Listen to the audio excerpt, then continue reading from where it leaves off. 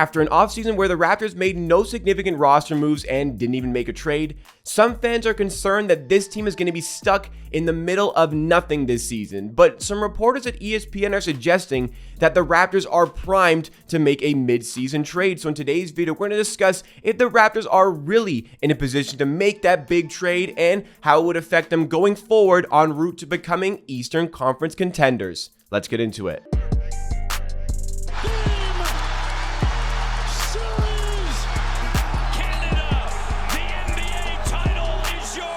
What's going on, NBA and Raptors fans? It's Jacob here, back with Amateur Hour Sports for another Toronto Raptors YouTube video. On this channel, I bring you the greatest coverage and analysis on the latest Toronto Raptors news and videos and content just like this. I'm doing it all throughout the regular season, which begins tomorrow. So make sure you are subscribed to Amateur Hour Sports. You can help us on a road to 13,000 subs, and I'm giving you so much great Raptors content in return. I hope to see you at our watch party for the game tomorrow. We go live 30 minutes before the scheduled start time of the game to break it down in the pregame. Make sure you're there right here on this channel. But let's get into our video for today. We are discussing a little bit about what to actually expect from the Raptors this season, and I want to dive into Brian Windhorst of ESPN suggesting that this Raptors team is primed, quote, primed to make a mid-season trade, and what that trade might look like for the Raptors, who maybe are a little bit stuck in the middle of nowhere this season, as many fans are actually suggesting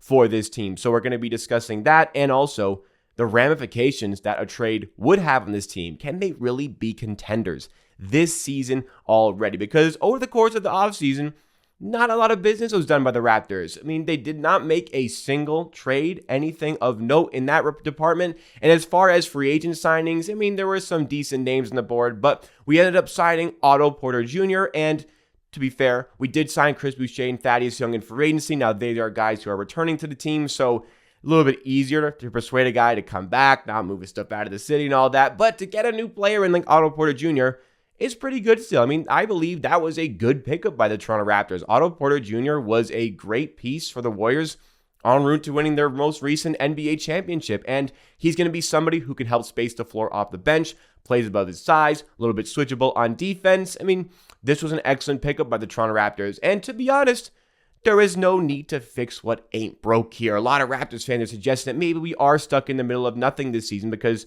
we're not quite good enough to be legitimate Eastern Conference contenders just yet, but we're too good to really go for any sort of draft pick here. So we're going to be a team maybe that just lose in the first round of the playoffs yet again. But I mean, if we do lose in the first round of playoffs, I mean, I'd rather win a playoff series 100%, but this is an incredibly young team you have to remember here. The best two players on this team, Siakam, Van Vliet at the moment, maybe Scottie Barnes this season, but Siakam, Van Vliet, the guys that we're building around here, the veterans, they're only 28 years old. We've got OG Anunoby in his mid-20s, Gary Trent Jr. in his low 20s, Scottie Barnes in his very, very low 20s. Like, our core here is very young. You can tack on Precious Achiuwa as well in his low 20s onto that. Like, we have a very, very young and ascending core here, and we understand that there is no need to rush the process in here. And I don't like using the term the process for obvious reasons here, but there's no need to rush what is currently going on with the Toronto Raptors because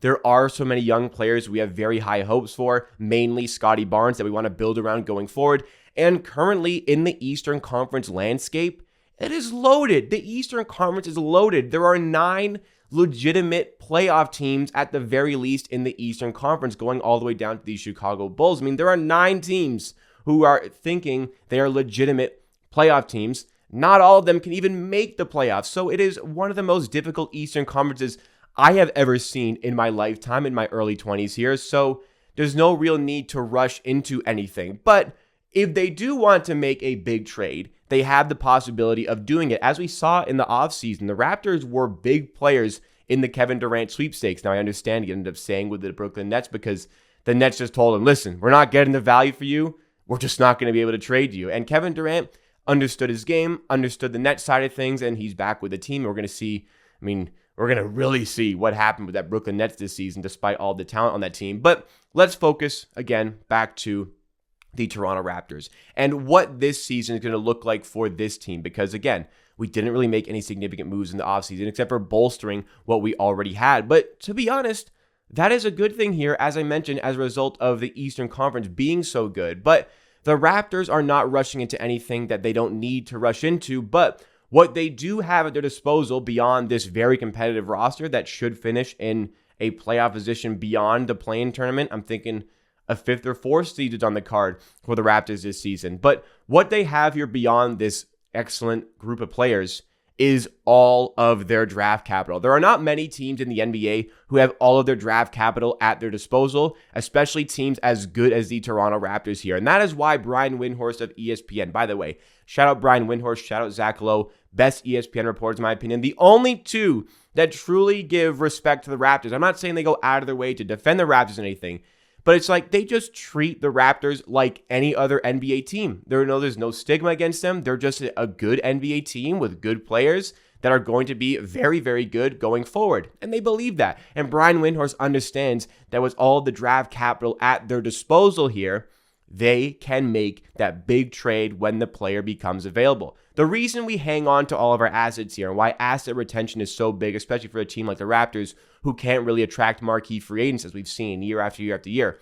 What's good about having all this draft capital at your disposal, when that player becomes available, you can pull the trigger in an instant. You don't need to move pieces around. You don't need to do anything extra. You have what you need in order to make that trade happen. You have all of your draft capital available, and maybe even more importantly, you have all of these tradable sort of contracts in the low 20s, high 10s sort of range, even in like the low 10s, like $10 million to $22 million, that sort of area. Those are extremely tradable contracts that teams will take on. It's not a burden to take on those contracts. The Raptors have a lot of these tradable contracts, and they have a lot of draft picks, first-round draft picks available to make that sort of trade. Now, they may be primed this season to make a trade. They may be primed in the mid-season to make a trade, as Brian Windhorst was suggesting on television. However, it may not quite be necessary for this team to do that. I'm going back to my original point where this is a loaded Eastern Conference. If you're going to make that big splash for a trade and maybe sacrifice a little bit of what's going to happen to your team going forward, like do it in an era where you really see a weakening Eastern Conference. Let's go back to the 2019 championship season for the Raptors. LeBron James leaves the Eastern Conference. He had dominated the Eastern Conference for a decade.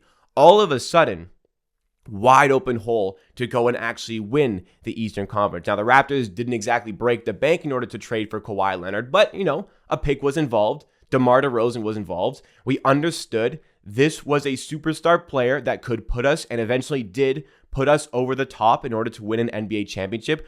And we recognized that it was a weakening Eastern Conference. Right now, there are so many really, really good teams in the Eastern Conference. As far as parity goes, what the NBA wanted, I think they have it this season more than any that I have ever seen in my lifetime. Like, it is a super competitive Eastern Conference. Gone are the days where the Orlando Magic can finish with 39 wins and be the 8th seed in the Eastern Conference. Like, I legitimately think you're going to have to win mid to high 40s to actually get into the playoffs here. I think, we could see an 8 seed with 45 wins this season, something ridiculous like that, something that you just wouldn't normally see for an Eastern Conference, especially, again, growing up in my lifetime. So this team understands that. Masai Ujiri-Smarty understands that there's no need to rush with this team, especially a team as young as this, especially one that has a player as good, as young, and as talented as Scottie Barnes is that we want to build around going forward. We don't need to rush anything. We want to be patient. We don't need to make a huge trade right now. And there's nobody available right now that we can just throw everything at that would put us over the top and make it worth it. Now, Kevin Durant was arguably a player that would be worth breaking the bank for, losing 3, 4, 5 first-round picks in order to actually acquire and bring to your team. That I completely understand. But right now, with the guys available, there's just nothing that we can do. But what the Raptors can do when superstar becomes available, superstar becomes disgruntled, somebody wants out, or we just identify that a situation the player is in is not working out for the talent that they have. Maybe a player like let's say Shai Gilgeous-Alexander. It's just not working out in OKC. The rebuild is not rebuilding anything, and it's just rinsing and repeating and tanking and being bad every year. We could identify a player like Shai Gilgeous-Alexander. Maybe he identifies that he wants out of that team. We have all of the pieces available at an instant to make that trade happen. And when that piece, the right piece, becomes available, I have no doubts in my mind Masai Ujiri is going to pivot and make the right and sensible decision. We have the draft capital, we have the tradable contracts in order to make that happen. But as far as the absolute necessity and need in order to go make that, I'm going back to how young the average age of this team is. More importantly, the average age of the core group of players that we want to build around going forward. This team is going to just get better and better and better every single year. And the only real time there is a necessity to make that trade is when your core just hits its natural ceiling and you have to identify, either make the big trade or you rinse and repeat. Look at the Utah Jazz. Year after year, they were a super competitive team in the regular season that did nothing in the playoffs because they never pivoted to make that big sort of trade. They rinsed a lot of assets. They brought in guys like Mike Conley, but that just wasn't really moving the needle in any sort of capacity here. The Raptors, they were competitive for so long in the 2010s, dominated by LeBronto in that era, but they had the pieces necessary to make that big trade when it became available. And when that piece became available in Kawhi Leonard, they struck down, made the trade, and the rest is history. That is kind of what they are trying to repeat here. That Lowry DeRozan era was amazing, and we had some excellent times, and it built up the foundation for that championship. But when that core hit its natural ceiling, losing year after year to LeBron, we identified we needed to just be a little bit better, and we needed to find the piece that would put us over the top, and that is exactly what we did. And I believe Masai Ujiri, Bobby Webster, the rest of the Raptors front office going forward, that is what they want to repeat. Now, if we can repeat and go back to an NBA championship, that would be amazing, but I don't think that's going to happen this season. It's unrealistic for that to happen this season, even if we were to make a big splash in the middle of the season. So let's see how this core continues to develop. Let's really try to figure out just how good of a player we have on our hands here with Scottie Barnes. If Pascal Siakam can continue to get better, if Fred can become that playmaker, floor general that we really need with this team. If all of these things are coming together, we can identify the right piece to slot in with the main core players because we have the assets and the tradable contracts in order to do that. But gonna repeat, guys, it's going to be about patience for this organization, but we have the necessary pieces to make that trade when it becomes available. Super excited for that time. We just need to wait it out. That's all for today's video, guys. Super excited for the Raptors season to begin. If you enjoyed the video, please drop a like and consider subscribing to Amateur Sports for more videos and content just like this all throughout the season. And I will see you again next time for another video.